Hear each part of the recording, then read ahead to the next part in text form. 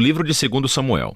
Confira o vídeo sobre o 1 Samuel, no qual foram apresentados os 3 personagens principais do livro, Samuel, Saul e Davi. E também ao conceito literário do livro, que primeiro apresenta Samuel e depois mostra a ascensão e queda do rei Saul, em contraste à ascensão do rei Davi. 2 Samuel conta a história de Davi como rei de Israel. E em 2 movimentos há uma temporada de sucesso e bênção seguida de uma enorme falha moral e as suas tristes consequências. E o livro termina com uma conclusão muito bem feita, que volta a refletir sobre o bem e o mal na vida de Davi, criando esperanças para que um rei venha de sua linhagem. Então, a história em 2 Samuel começa após a morte de Saul, e Davi surpreende a todos com uma composição de um longo poema onde ele lamenta a morte do homem que tentou assassiná-lo. E mais uma vez, o autor apresenta a humildade e a compaixão de Davi. Ele é um homem que lamenta até mesmo a morte de seus próprios inimigos. Após isso, Davi vivencia uma temporada de sucesso e bênção de Deus. As tribos israelitas pedem a Davi que unifique todas as tribos e torne-se seu rei. Sendo assim,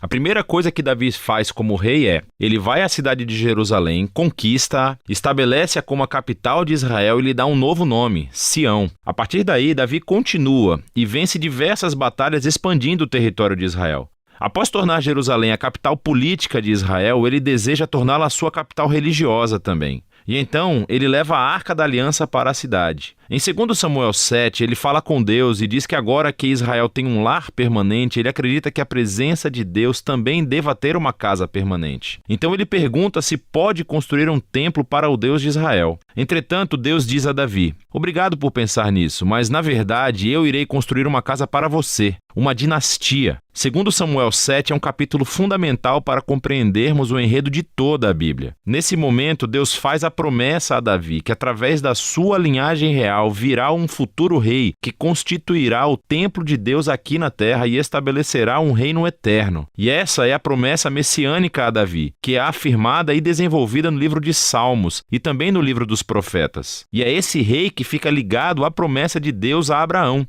O futuro reino messiânico será a maneira como Deus irá trazer a sua bênção para todas as nações. E é aqui, no meio de toda essa bênção divina, que as coisas se tornam terrivelmente mal. Davi comete um erro fatal. Não é fatal para ele, mas para um homem chamado Urias, um dos estimados soldados de Davi. Do seu terraço, Davi vê a esposa de Urias, Batseba, tomando banho. Davi a procura, dorme com ela e a engravida. Então ele tenta encobrir a coisa toda, assassinando Urias e casando-se com ela. Isso é simplesmente horrível. Então, quando Davi é confrontado pelo profeta Natã sobre tudo isso, ele imediatamente assume o que fez. Ele está despedaçado, arrependido e pede a Deus que o perdoe, e Deus o faz. Entretanto, Deus não elimina as consequências das decisões de Davi. E como resultado da sua terrível decisão, a família de Davi, o seu reino, tudo desmorona. Isso transforma essa ascensão em uma história trágica, muito parecida com a queda de Saul. Os filhos de Davi acabam por repetir os erros do pai, mas de uma maneira ainda mais trágica. Amnon abusa sexualmente da sua irmã, Tamar, e o seu próprio irmão, Absalão, descobre tudo e manda assassinar Amnon. E então, Absalão arma um plano para destituir o seu pai, Davi, do poder, e dá início a essa rebelião de larga escala. E assim, pela segunda vez, Davi é forçado a fugir de sua própria casa e se esconder no deserto. Só que desta vez, ele não é um homem inocente. A rebelião termina quando o filho de Davi é assassinado. E isso parte o coração de Davi, e mais uma vez ele lamenta sobre o homem que tentou matá-lo. Durante os seus últimos dias, Davi volta ao trono, mas como um homem destroçado. Ele está ferido pelas tristes consequências do seu pecado. O livro termina com um epílogo bem elaborado, com histórias que estão fora da ordem cronológica, mas elas formam um projeto literário simétrico excelente. Assim, o par de histórias externas acontecem no início do reinado de Davi, e elas comparam as falhas de Saul e depois de Davi, e como cada um deles feriu as outras pessoas por meio de suas más decisões. O próximo par interno de histórias é sobre Davi e o seu bando de homens poderosos que lutaram contra os filisteus. E o interessante é que as duas sessões contam uma história que mostra a fraqueza de Davi na batalha. Então, em contraste ao Davi vitorioso dos capítulos 1 a 9, vemos aqui um Davi vulnerável que depende da ajuda dos outros. O centro do epílogo tem 2 poemas que atuam como memórias, e Davi reflete sobre a sua vida. Ele se lembra dos momentos quando Deus o resgatou do perigo graciosamente. E ele os vê como momentos em que Deus foi fiel à sua aliança e fez uma promessa a ele e à sua família. Os dois poemas terminam olhando no passado, relembrando a esperança da promessa de Deus de um futuro rei que construiria o reino eterno. Esses poemas e, logo, a promessa de Deus também fazem conexão com o poema de Ana que inicia o livro. Assim, essas passagens-chave do início, do meio e do fim do livro unem os seus temas por completo. Apesar da maldade de Saul e Davi, Deus continuou trabalhando em direção aos seus propósitos de redenção. Deus se opôs à arrogância de Davi e Saul, mas exaltou Davi quando este se humilhou. Então, a esperança futura desse livro vai muito além do próprio Davi. É um olhar para o futuro, para o rei messiânico, que um dia trará o reino de Deus e a sua bênção a todas as nações. E é disso que se trata o livro de Samuel.